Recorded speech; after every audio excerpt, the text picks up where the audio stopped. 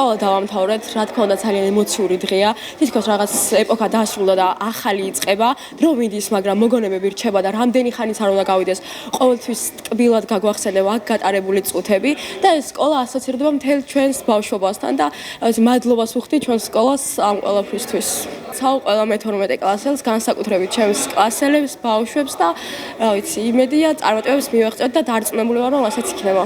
ძალიან ემოციური დღე არის ეს ჩემთვის და მთელი ცხოვრება შეიძლება ითქვას 12 წელი ველოდი რომ ეს დღე დამდგარ იყო და ახლა როდესაც დადგა ძალიან ემოციურად ვართ განწყობილი ყველა და აი არ გვინდა რომ ეს დღე დამთავრდეს და გვინდა რომ გავაგრძელოთ სკოლა ესე რომ შეიძლება ითქვას. მართლაც ამაღელვებელი დღეა დღეს ჩვენთვის 12 წელი გავიდა და ეს სკოლა ჩვენთვის ინახავს უამრავ ტკბილ მოგონებას, უამრავ ცრემლს, სიხარულს, ბედნიერებას და დარწმუნებული ვარ რომ თითოეული ჩვენგანით იამაყებს ეს სკოლა, ზესტაფონი, საქართველო ყველა იამაყებს დარწმუნებული ვარ და ჯერა და ზუსტად მომავლის იმედი უნდა გქონდეს. დღეს ბოლოს არის ანაბასიში. არა მარტო ანაბასიში, მთელ საქართველოში დღეს სკოლას ამთავრებენ მე-12 კლასელები, მათი სკოლის ცხოვრებაში დაირეკება ბოლოს არის და იწყება ახალი ეტაპი, რომელიც სავსე იქნება სიახლეებით, გამოწვევებით, წარმატებებით.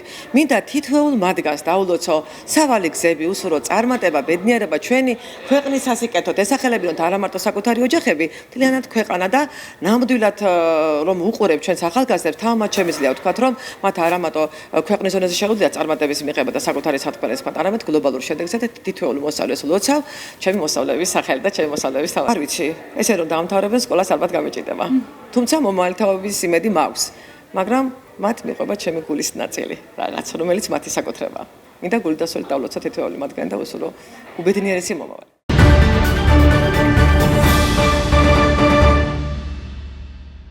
შერიგებისა და სამოქალაქო თანასწორობის საკითხებში სახელმწიფო მინისტრის აპარატისა და წითელი ჯვრის საერთაშორისო კომიტეტის თანამშრომლობით ქართველი და აფხაზი მონაწილეებისგან შემდგარი საკოორდინაციო მექანიზმის ფარგლებში ამჯერად უგზო-უკლოდ დაკარგული 11 პირის იდენტიფიცირება და ოჯახებისთვის დაბრუნება მოხერხდა.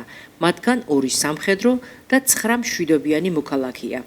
დაღუპულთა სამოქალაქო პანაშვიდის სამების საკათედრო ტაძარში 2 დღის განმავლობაში მიმდინარეობდა. გარდაცვლილთა სულის მოსახსენებელი პანაშვიდი აღავლინა და ოჯახის წევრებს მიუსამძიმრა სრულიად საქართველოს კათოლიკოს პატრიარქმა შიო მესამემ. ოჯახების გადაწყვეტილებით იდენტიფიცირებული პირები საგვარეულო სასაფლაოებზე სათანადო პატივით დაკრძალეს.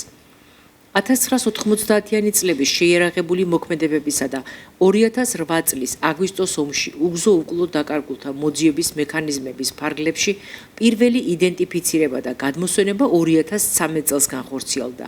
ამ დრომდე მექანიზმების ფარგლებში ნაპოვნია 740 ადამიანის ნეშტი. იდენტიფიცირებულია 334 პირი, 1900-მდე ადამიანი კი ჯერ კიდევ დაკარგულად მიიჩნევა. დღეს აფხაზეთის რეგიონიდან გადმოსვლებული კიდევ 11 იდენტიფიცირებული პირის, მათ შორის 2 სამხედრო მოსამსახურის ნეშტის დაბრუნება მოვახერხეთ. ოჯახებისთვის შესაძლებელი გახდა სახელმწიფო პროგრამის განხორციელებაში ჩართული შესაბამისი უწყებების ინტენსიური მუშაობით ერთიანი სამთავრობო მიდგომითა და მხარდაჭერით წითელი ჯვრის საერთაშორისო კომიტეტის და განსაკუთრებით ქართულ-აფხაზური საკოორდინაციო ჰუმანიტარული მექანიზმის მონაწილეთა ერთობლივი ძალისხმევით. დღევანდელ ჭირისუფალ 11 ოჯახთან ერთად ჩვენი ქვეყნის ასობით 1000 ადამიანი ატარებს დღემდე სამწუხაროდ ომის უმძიმესი შედეგების გამოცდილებას, დემილობის თუ მრავალ ტრაგიკულ ისტორიას. ამიტომაც ჩვენ განსაკუთრებით ვაფასებთ მშვიდობას და მხოლოდ მშვიდობით ვიღწვით, რომ დავძლიოთ ჩვენი ქვეყნის წინაშე დღემდე არსებული ურთულესი გამოწვევები და ნდობის არქმით მივაღწიოთ ჩვენი ხალხის შერიგებას და გაერთიანებას სწორედ იმისთვის, რომ ჩვენს ქვეყანაში აღარასდროს გამეორდეს მსგავსი ტრაგედიები. მე სულს კიდევ ერთხელ მიუსამძიმრო ოჯახებს, რომლებიც ხელმეორედ განიცდიან ჩვენი ქვეყნის ერთიანებისთვის ბრძოლაში, ოჯახის წევრის დაყოფით გამოწვეულ მოუშიშებელ ტკივილს და გამძლეობა უსურვო მათ. ჩვენ კი მთელი შემართებით ვაგრძელებთ უგზო-უკლოდ დაკარგულთა მოძიების სახელმწიფო პროგრამის განხორციელებას, რომლის ფარგლებშიც გაზრდილი, მნიშვნელოვნად გაზრდილი დინამიკის გათვალისწინებით მოლოდინი გვაქვს, რომ უფრო და უფრო მეტ ადამიანს დავუბრუნებთ პასუხს მათი უგზო-უკლოდ გაუჩინარებული ახლობის ხვედრის თაობაზე.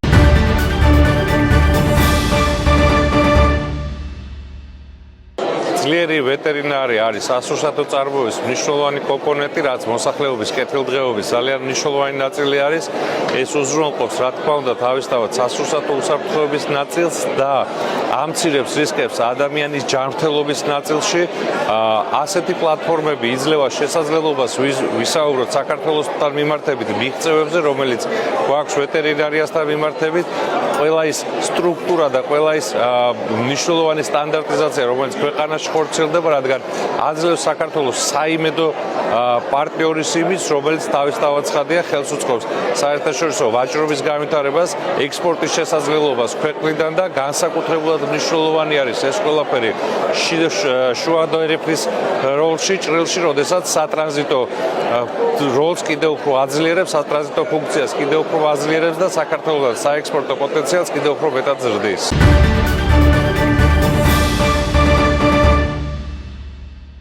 ეს იყო ის პანდემია, რომელიც მაშინ 2021 წელს 20 წლიდან დაიწყო ფაქტიურად და 21 წელს მივიღე გადაწყვეტილება, რომ დროებით, რა თქმა უნდა, დამეტოვებინა ჩემი საყვარელი საქმე, ჩემი საყვარელი ქალაქი, მშობელი, შვილი და წავსულიყავი ისრაელში, რომელიც ალბათ ყველას ოცნება იქ მოხვედრა, მაგრამ რა თქმა უნდა, შრომითი ხელშეკრულებით ვიყავი. 5 წლის მანძილზე, ზუსტად 5 წელი მქონდა მიზნად დასახული წავსულიყავი და მადლობა უფალს, რომ მოახერხე ამ 5 წელიწადში ჩემი მიზნის ასრულება და დაუბრუნდი მადლობა უფალს მშვიდობით. ყველა მიცით ალბათ რა მდგომარეობაც არის იქ, მაგრამ მადლობა უფალს დაუბრუნდი მშვიდობით. მთავარი სირთულე იყო ის, რომ ჯერ არ ვიყავი მიჩვეული ის, რომ უცხო ქვეყანაში დიდხანს ყოფნას, რა თქმა უნდა, ამ ხელა სიყვარულის და სითბოს შემდეგ, რასაც აქ განვიცდიდი ყველასგან, მაგრამ მადლობა უფალს იქაც მოვძებნე ჩემი საყვარელი საქმე, დამხვდნენ ქართველი გოგოები, რომელმაც გამიწიეს ძალიან დიდი თანადგომა მუსიკალურადაც, ჩემი ცირა მეკრელიშვილი, რომელიც ეხა საქართველოშია და მეგობრობთ.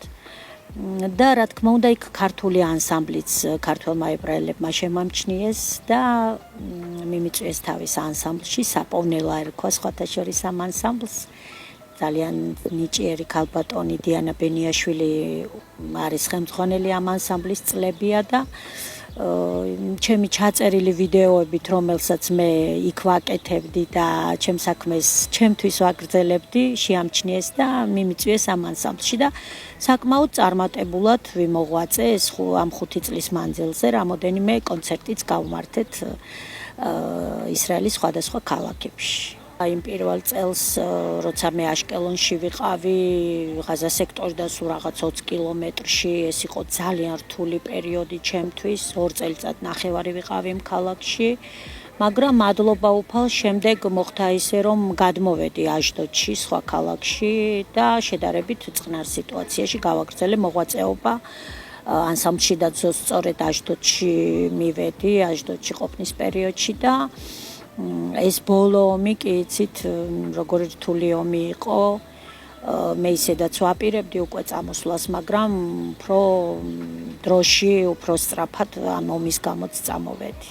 ჩემთვის რამხელა ემოცია იყო, ჩემთვის საქართველოში დაბრუნება, თან შარშან მშობულებითაც ვერ ჩამოვედი და ფაქტიურად 2 წელი რო გადამულად მომიწია იქ ყოფნამ და ვერ ჩამოვედი, ეს იყო ჩემთვის ძალიან დიდი სიხარული. არა მარტო ჩემიანების ნახვა, არამედ ქალაქში როცა გამოვედი და ყველასგან ვიგრძენი ის დიდი სითბო და მონატრება და სიყვარული, რაც ნამდვილად მაკლდა, ეს იყო ჩემთვის ძალიან დიდი ბედნიერება და სიხარული და დღემდე განვიცდი ამას. ემიგრაციაში ვინც აპირებს წასვლას, მინდა უთხრა ერთი რამ, რომ ის ბედნიერება, რაც აქ არის, ემიგრაციაში არ არის. რა თქმა უნდა, შრომის ფასი უფრო იქ ფასდება, ვინც შრომობს, მაგრამ ის ბედნიერება, ის სიყვარული, ის სითბო იქ არ არის და ყველა ემიგრანტი თვალცრემლიანია. მე ამის მომსწრე გავხდი და ყველა გამომეტირა, ნეტავი შენ რომ მიდიხარ. აი ეს იყო მათი გულსაწყვეტი მდგომარეობა. მადლობა უფალს, რომ მე შევძელი და ჩემი საქართველოს სიყვარულით, ჩემი პროფესიის სიყვარულით დავუბრუნდი. რამოდენიმეჯერ წავედი ამ ქალაქიდან, ხან თბილისში მოღვაწეობდი, ხან სხვა ქალაქებში, მაგრამ მე ყოველთვის მაინც ზესტაფონში ბრუნდებოდი და ეხაც ისეთი სიხარულით დავუბრუნდი ამ ქალაქში, რომ ეს არის ჩემთვის ძალიან დიდი мотиваცია ამ წუთში, რომ მე ამ ქალაქში გავაგრძელო ისევ ჩემი საყვარელი საქმიანობა. ისევ მინდა აღვადგინო საბავშვო საესტრადო სტუდია ჩემი, ცისარტყელა. კულტურის ცენტრის სოლისტი ვარ იცით და მინდა გავაგრძელო მოღვაწეობა ჩემს ტაძარში გალობა აუცილებლად ღვთის შეწევნით, იმიტომ რომ ღმერთის წყალობა სიმხელას გრძნობდი ემიგრაციაში, რომ არა მაქვს უფლება, რომ მე უფალი არ ვადიდო მთელი ცხოვრება. მართლა ისეთ სიტუაციებიდან დამიხსნა. და რა ვიცი, ყველაფერში ჩავებმები, რაც საჭიროა, ჩემი ბენდი ჩემი ბიჭებთან დავბრუნდი და ყველაფერ ახალ სიახლეს გვპირდებით და ვცდილობ, რომ სიახლე შემოვიტანო დაბრუნების შემდეგ.